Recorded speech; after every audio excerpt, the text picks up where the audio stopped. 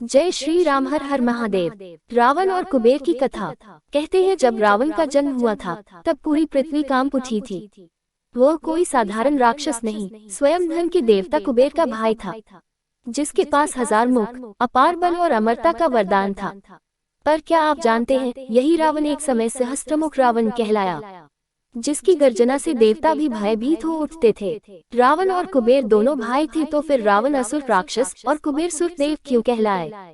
पौराणिक संदर्भों के अनुसार पुलत्स्य ऋषि ब्रह्मा के 10 मानस पुत्रों में से एक माने जाते हैं। इनकी गिनती सप्तऋषियों और प्रजापतियों में की जाती है। विष्णु पुराण के अनुसार ब्रह्मा ने पुलत्स्य ऋषि को पुराणों का ज्ञान मनुष्यों में प्रसारित करने का आदेश दिया था।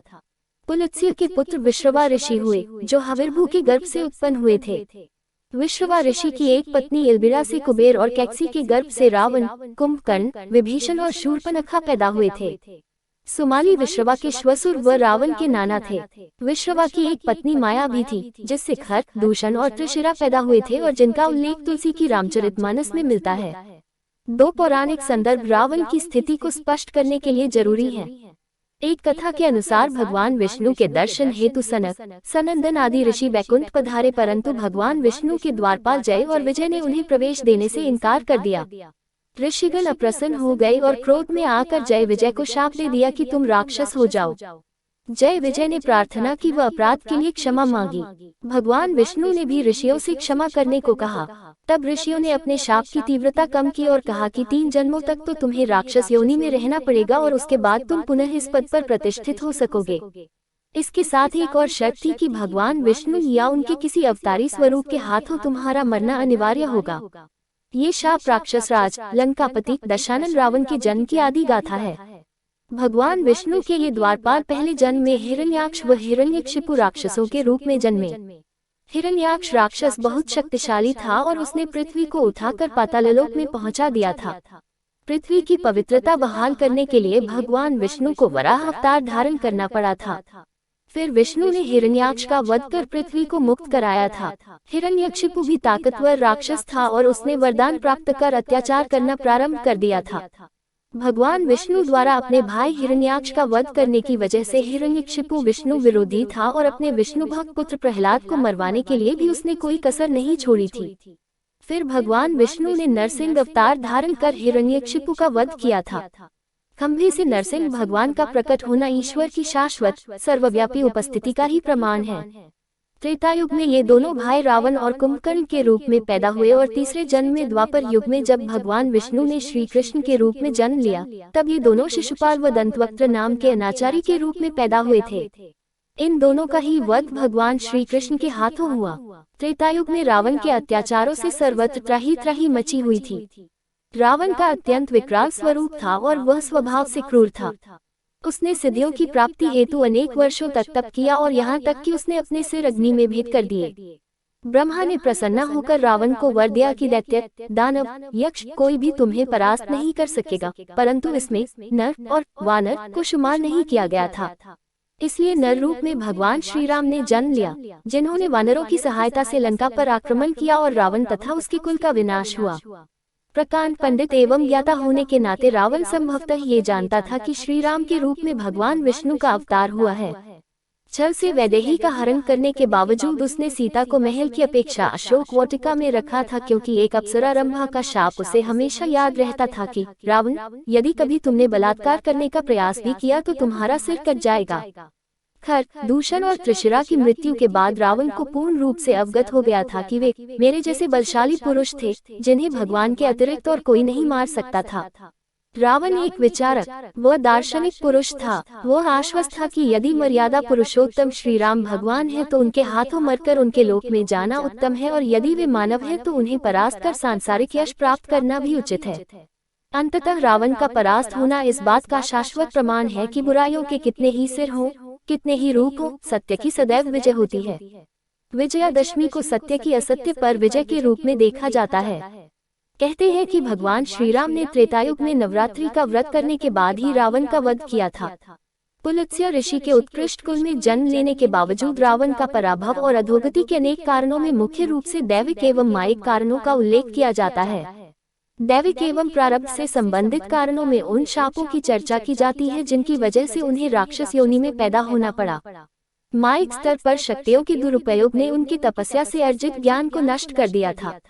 ब्राह्मण कुल में जन्म लेने के बावजूद अशुद्ध राक्षसी आचरण ने उन्हें पूरी तरह सराबोर कर दिया था और हनुमान जी को अपने समक्ष पाकर भी रावण उन्हें पहचान नहीं सका था कि ये उसके आराध्य देव शिव के अवतार हैं। रावण के अहंकारी स्वरूप से यह शिक्षा मिलती है कि शक्तियों के नशे में चूर होने से विनाश का मार्ग प्रशस्त होता है। भक्त के लिए विनयशील अहंकार रहित होना प्राथमिक आवश्यकता है। अगली कथा है सहस्त्रमुख रावण की कथा। लंका विजय के बाद श्री राम का राज्याभिषेक हो गया था। इस अवसर पर इनके अभिनंदन के लिए सभी ऋषि मुनि राजदरबार में उपस्थित थे। उन्होंने एक स्वर से कहा, रावण के मारे जाने से अब विश्व में शांति स्थापित हो गई है। सब लोग सुख और शांति की श्वास ले रहे हैं। उस समय मुनियों द्वारा श्री राम के पराक्रम और रावण के विनाश की बात सुनकर देवी सीता को हंसी आ गई। इस समय में उनकी हंसी देखकर सबका ध्यान उनकी तरफ गया और मुनियों ने देवी सीता से हंसी का कारण पूछा। इस पर सीता ने राम जी तथा मुनियों की आज्ञा लेकर एक अद्भुत वृतांत बतलाते हुए कहा, जब मैं छोटी थी तब मेरे पिता महाराज जनक ने अपने घर में एक ब्राह्मण को आदरपूर्वक चातुर्मास्य व्रत करवाया। मैं भली भांति ब्राह्मण देवता की सेवा करती थी। अवकाश के समय ब्राह्मण देवता तरह तरह की कथा मुझे सुनाया करते थे। एक दिन उन्होंने सहस्त्रमुख रावण का वृतांत सुनाया, जो इस प्रकार है। विश्रवा मुनि की पत्नी का नाम कैकसी था। कैकसी ने 2 पुत्रों को जन्म दिया। बड़े का नाम सहस्त्रमुख रावण था और छोटे का नाम दशमुख रावण। दशमुख रावण ब्रह्मा के वरदान से तीनों लोकों को जीतकर लंका में निवास करता है और बड़ा पुत्र पुष्कर द्वीप में अपने नाना सुमाली के पास रहता है। वह बड़ा बलवान है। मेरु को सरसों के समान, समुद्र को गाय के खुर और तीनों लोकों को तृण के समान समझता है। सबको सताना उसका काम है। जब सारा संसार उससे त्रस्त हो गया तब ब्रह्मा ने उसे वत्स, पुत्र आदि प्यार भरे संबोधनों से प्रसन्न किया और किसी तरह इस कुकृत्य से रोका। उसका उत्पात तो कम हो गया परंतु समूल गया नहीं। उस सहस्त्रमुख रावण की कथा सुनाकर वे ब्राह्मण यथा समय वापस लौट गए, किंतु आज भी वह घटना वैसी ही याद है।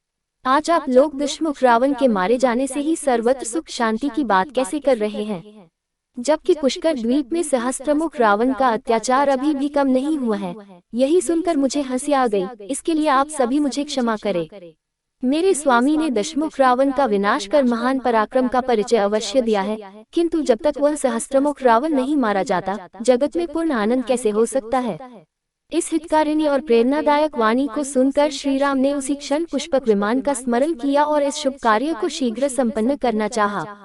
वानर राज सुग्रीव और राक्षस राज विभीषण को दलबल के साथ बुला लिया गया। इसके बाद बड़ी सेना के साथ श्री राम ने पुष्पक विमान से पुष्कर क्षेत्र के लिए प्रस्थान किया। देवी सीता, सभी भाई और मंत्रीगण साथ थे। पुष्पक की तो अबाध गति थी, वह शीघ्र पुष्कर पहुंच गया। जब सहस्त्रमुख रावण ने सुना कि उससे युद्ध करने के लिए कोई आया है तो उसके गर्व को बहुत ठेस पहुंची। वह तुरंत संग्राम में आ पहुंचा। वहां मनुष्यों, वानरों और भालुओं की लंबी कतार देखकर वह हंस पड़। उसने सोचा, इन क्षुद्र जंतुओं से क्या लड़ना है, क्यों न इनको इनके देश भेज दिया जाए। ऐसा सोचकर उसने वायव्यास्त्र का प्रयोग किया। जैसे कि बलवान व्यक्ति बच्चों को गलबहिया देकर बाहर निकाल देता है, वैसे वायव्यास्त्र ने सभी प्राणियों को बाहर निकाल दिया।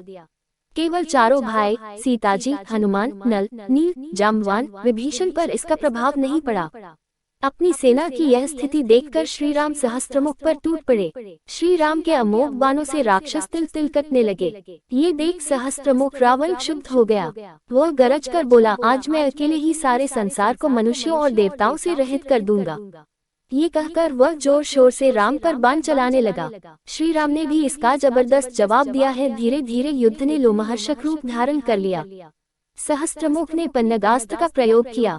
फलत विषधर सर्पों से समस्त दिशाएं एवं विदिशा व्याप्त हो गई। राम ने सौपर्णयास्त्र से उसे काट दिया।